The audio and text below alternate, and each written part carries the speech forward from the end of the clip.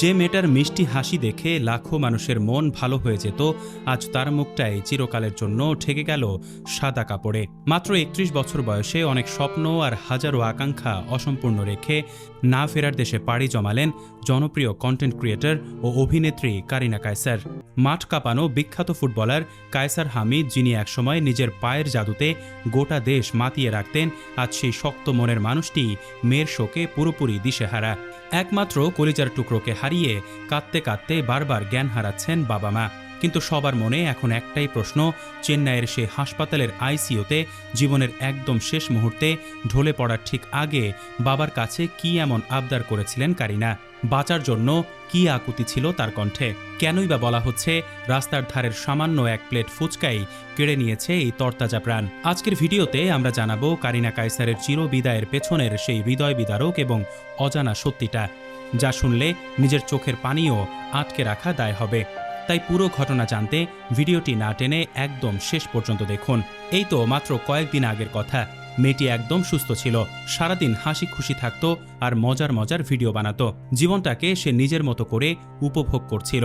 কিন্তু হঠাৎ করেই একদিন তার শরীরে একটা সাধারণ জ্বর আসে। প্রথমে সবাই ভেবেছিল এটা এমনিতেই সেরে যাবে, কিন্তু কে জানতো এই সাধারণ জ্বরের আড়ালেই লুকিয়ে আছে এক ভয়ঙ্কর বিপদ। জ্বর থেকে ধীরে ধীরে তার অবস্থা একদম খারাপ হতে শুরু করে। শরীরের ভেতরে মারাত্মক এক জীবাণু ছড়িয়ে পড়ে। ডাক্তাররা পরীক্ষা করে জানতে পারেন তার শরীরে হেপাটাইটিস এ এবং হেপাটাইটিস ই নামের ভয়ঙ্কর দুই ঘাতক বাসা বেঁধেছে। আর এই জীবাণুর কারণেই তার শরীরের সবচেয়ে দরকারি অংশ লিভার পুরোপুরি কাজ করা বন্ধ করে দেয়। লিভার বা যকৃৎ যখন কাজ করা বন্ধ করে দেয়, তখন মানুষের শরীরে আর কোনো জোর থাকে না, শরীর একদম নিস্তেজ হয়ে পড়ে। কারিনার ক্ষেত্রেও ঠিক এমনটাই ঘটেছিল। চোখের পলকে হাসি খুশি মেয়েটার শরীর একদম ফ্যাকাশে হয়ে যায়। এখন সবার মনে একটাই প্রশ্ন ঘুরপাক খাচ্ছে, কারিনার মতো এত পরিপাটি আর আরামদায়ক জীবন কাটানো একটা মেয়ের শরীরে এমন নোংরা জীবাণু ঢুকলো কিভাবে? এই রহস্যের জট খুলতে গিয়ে সম্প্রতি সোশ্যাল মিডিয়ায় একজন বড় ডাক্তারের একটি ভিডিও তুমুল ঝড় তুলেছে। এই ডাক্তার জানিয়েছেন এই হেপাটাইটিস এ এবং ই হলো মূলত মানুষের মলমূত্র বা একদম পচা নোংরা জিনিসের জীবাণু। এগুলো কেবল দূষিত পানি আর রাস্তার পচা খাবারের মাধ্যমেই মানুষের পেটে যায়। এরপর কারিনার ঠিক 1 মাস আগের একটা ভিডিও সামনে আসে। সেখানে দেখা যায় সে রাস্তার ধারের একটা টং দোকান থেকে খুব মজা করে ফুচকা খাচ্ছে। কে জানে এখানেই হয়তো লুকিয়ে ছিল সেই কালসাপ। ঢাকার রাস্তার ধারের এই মুখরোচক খাবারগুলো আসলে এক একটা বিষের থালা। শহরের অনেক পানির লাইন সোজা ড্রেনের ভেতর দিয়ে যায়। সামান্য একটু ফুটো থাকলেই ড্রেনের সব নোংরা পানি সোজা লাইনে ঢুকে পড়ে। ফুচকা বা ভেলপুরি বিক্রেতারা সেই কাঁচা পানি দিয়েই টক বা শরবত বানায়। গ্যাস বাঁচানোর জন্য তারা পানি ফোটানোর কোনো দরকারই মনে করে না। আর হয়তো সেই দূষিত পানি দিয়ে বানানো খাবার খেয়েই কারিনার শরীরে ঢুকে পড়েছিল এই প্রাণঘাতী জীবাণু।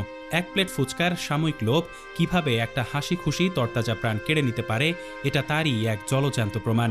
এরপর আর কি, দিন যত গড়াচ্ছিল কারিনার অবস্থা ততই খারাপ হচ্ছিল। বাঁচার কোনো উপায় না দেখে প্রথমে তাকে ঢাকার এভারকেয়ার হাসপাতালে লাইফ সাপোর্টে রাখা হয়, কিন্তু সেখানেও কোনো উন্নতি হচ্ছিল না। আদরের মেয়েকে বাঁচাতে বাবা কায়সার হামিদ তখন কেঁদে কেঁদে দিশেহারা। মেয়ের এই কষ্ট বাবার চোখে কোনোভাবেই সহ্য হচ্ছিল না। তিনি ডাক্তারদের হাতে পায়ে ধরে বলেছিলেন, আমার সব টাকা নিয়ে যান, কিন্তু আমার মেয়েটাকে আপনারা যে কোনো উপায়ে বাঁচিয়ে দিন। মেয়েকে যে কোনো মূল্যে ফিরে পেতে তিনি যেন পাগল হয়ে গিয়েছিলেন। জমি জমা বিক্রি আর অনেক টাকা পয়সা খরচ করে গত 11ই মে একটা দামি এয়ার অ্যাম্বুলেন্সে করে মেয়েকে সোজা ভারতের চেন্নাইয়ে নিয়ে যান তিনি। সেখানে ভেলোরের ক্রিশ্চিয়ান মেডিকেল কলেজ হাসপাতালে শুরু হয় আরেক দফা যুদ্ধ। ডাক্তাররা বলেছিলেন লিভার প্রতিস্থাপন ছাড়া আর কোনো উপায় নেই। নিজের লিভার দিয়ে বোনকে বাঁচাতে একদম প্রস্তুত ছিল তার আপন ভাই, কিন্তু ভাগ্য তাদের সহায় ছিল না। এত বড় একটা অপারেশনের ধকল নেয়ার মতো শক্তি তখন আর কারিনার শরীরে অবশিষ্ট ছিল না।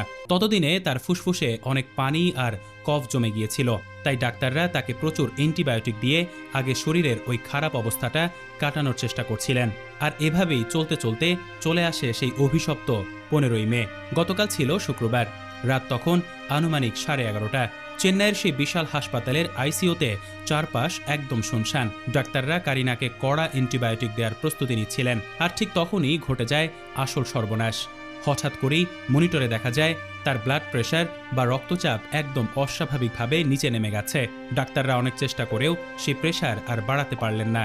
তবে সবার মনে যে প্রশ্ন ঘুরপাক খাচ্ছে, শেষ মুহূর্তে মেয়েটি বাবার কাছে কি আবদার করেছিল, আসল সত্যিটা হলো বাবার কাছে তার কোনো কিছুই চাওয়ার সুযোগ ছিল না, কারণ অনেক দিন ধরেই সে পুরোপুরি অজ্ঞান অবস্থায় আইসিইউর বিছানায় পড়েছিল। তার কোনো জ্ঞানই ছিল না। সে কিভাবে কোনো কিছু চাইবে? তার তো চোখ মেলে তাকানোর মতো কোনো শক্তি শরীরে ছিল না। মেশিনের সাহায্যে তার শ্বাস প্রশ্বাস চলছিল। বাবা কায়সার হামিদ হয়তো আশায় বুক বেঁধে বসেছিলেন যে মেয়ে একবার চোখ খুলে তাকে ডাকবে, বাঁচার জন্য কোনো আবদার করবে। কিন্তু সেই সুযোগ আর আসেনি। কোনো কথা না বলেই একদম চুপচাপ শুক্রবার রাত 11:30টার দিকে সে চিরতরের মতো চোখ বন্ধ করে ফেলে কারিনা। হয়তো কোনো আবদার না করতে পারার এই নিস্তব্ধতা বাবার বুকে এক বিশাল পাথর হয়ে চেপে বসেছে। চোখের সামনে নিজের আদরের সন্তানকে চিরতরে হারিয়ে বাবা আজ হাউমাউ করে কাঁদছেন। শোকে পাথর হয়ে যাওয়া বাবা বারবার হোঁচট খাচ্ছেন বাস্তবতার কঠিন মাটিতে। মেয়ের চিকিৎসার পেছনে অঢেল অর্থ ব্যয় করে আজ আর্থিকভাবেও যেন পথে বসার উপক্রম এই অসহায় পরিবারের। মেয়ের এই চিরবিদায়ের খবরটি অত্যন্ত ভাঙা মন নিয়ে শুক্রবার রাতেই ফেসবুকের মাধ্যমে সবাইকে জানান বাবা কায়সার হামিদ। পোস্টে তিনি লেখেন, অত্যন্ত দুঃখের সঙ্গে জানাচ্ছি, আমার প্রাণপ্রিয় আদরের মেয়ে কারিনা কায়সার একটু আগে চেন্নাইয়ে চিকিৎসাধীন অবস্থায় আমাদের ছেড়ে ওপারে চলে গেছেন। একই সাথে তিনি সবার কাছে হাত জোর করে বলেন, তার মেয়ের যদি কোনো ভুল ত্রুটি থাকে বা কাউকে কোনোভাবে কষ্ট দিয়ে থাকে, সবাই যেন তাকে মন থেকে ক্ষমা করে দেয়।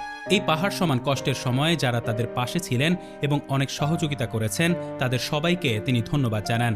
একজন অসহায় বাবার এই হাহাকার মেশানো লেখা পড়ে আজ সবার চোখ পানিতে ভিজে যাচ্ছে। এই বুক চাপড়ানো আর্তনাদ যেন পুরো দেশের মানুষকে এক পলকে স্তব্ধ করে দিয়েছে। তবে অনেকেই হয়তো জানেন না, কারিনা কিন্তু শুধু সোশ্যাল মিডিয়াতেই আটকে ছিল না। পারিবারিকভাবে সে খুব শিক্ষিত পরিবেশে বড় হয়েছে। তার মা লুবনা হামিদ পেশায় একজন পরিচিত বিশ্ববিদ্যালয় শিক্ষক। কারিনা নিজেও পড়াশোনায় ভীষণ ভালো ছিল। এ লেভেল শেষ করার পর উচ্চশিক্ষার জন্য তার অস্ট্রেলিয়া যাওয়ার সবকিছু ঠিকঠাক ছিল। এমনকি পড়াশোনার পাশাপাশি সে দেশের অন্যতম বড় নিউজ পোর্টাল bdnews24.com-এর ইংরেজি ডেস্কে কিছুদিন ইন্টার্ন হিসেবেও কাজ করেছিল। এরপর সোশ্যাল মিডিয়ায় ছোট ছোট মজার ভিডিও বানিয়ে সে সবার নজর কাড়ে। তার সাবলীল কথাবার্তা আর সুন্দর স্টাইল দেখে সবাই মুগ্ধ হয়ে যেত। তাছাড়া কন্টেন্ট বানাতে বানাতে খুব অল্প সময়ের মধ্যেই সে মূলধারার অভিনয় চলে আসে। চরকির সুপারহিট ওয়েব সিরিজ ইন্টার্নশিপ এবং 36-24-36 নামের আরেকটি সিরিজে তার চমৎকার অভিনয় সবার মন জয় করে নেয়। শুধু তাই নয়, অভিনয়ের পাশাপাশি সে নিজে নিজে গল্প আর চিত্রনাট্য লিখতেও বেশ পারদর্শী হয়ে উঠেছিল। সবচেয়ে অবাক করা ব্যাপার হলো, এমন একটা কষ্টের খবরের মাঝেও সোশ্যাল মিডিয়ায় একদল মানুষ ভীষণ নোংরামি শুরু করেছে।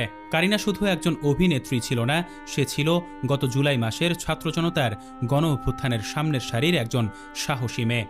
আগের সেই সরকারের বিরুদ্ধে রাজপথে তার গলা ফাটানো প্রতিবাদ সবার চোখে পড়েছিল।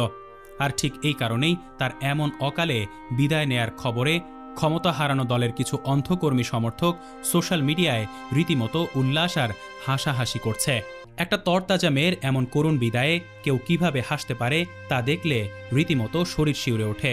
রাজনৈতিক মতের অমিল থাকতেই পারে, কিন্তু তাই বলে কারো এমন করুণ বিদায়ে আনন্দ করাটা আমাদের সমাজের একটা চরম নোংরা রূপ সবার সামনে তুলে ধরেছে। যদিও এই জঘন্য মানসিকতা দেখে সাধারণ মানুষ চরম ক্ষোভ প্রকাশ করছে। কারিনা কায়সার হয়তো আর কোনোদিন তার সেই মিষ্টি হাসি নিয়ে ক্যামেরার সামনে আসবে না, কিন্তু তার এই হুট করে চলে যাওয়াটা আমাদের সবার জন্য একটা বিরাট বড় শিক্ষা রেখে গেল। রাস্তার ধারের সামান্য একটু অপরিষ্কার খাবার আর এক গ্লাস দূষিত পানি কিভাবে একটা গোটা পরিবারকে পথে বসিয়ে দিতে পারে তার এক জ্বলন্ত প্রমাণ এই ঘটনা। জীবন বড়ই অদ্ভুত আর ভীষণ ছোট। আজ যে মানুষটা রঙিন স্বপ্ন দেখছে, কাল হয়তো তার সেই স্বপ্নগুলো চিরকালের জন্য থেমে যাবে। তাই আমাদের সবার এখনই সাবধান হওয়া উচিত। রাস্তার ধারের এই ঘাতক খাবারগুলো থেকে নিজেদের এবং বাচ্চাদের দূরে রাখতে হবে। এক প্লেট ফুচকার ক্ষণিকের স্বাদ যেন জীবনের চেয়ে বড় হয়ে না যায়, সেদিকে নজর রাখা এখন বেশি দরকার। আর সেই সাথে কারিনার বাবা মা যেন এই বুক ফাটা কষ্ট সহ্য করার শক্তি পায়, আমরা পরম করুণাময়ের কাছে সেই কামনাই করি।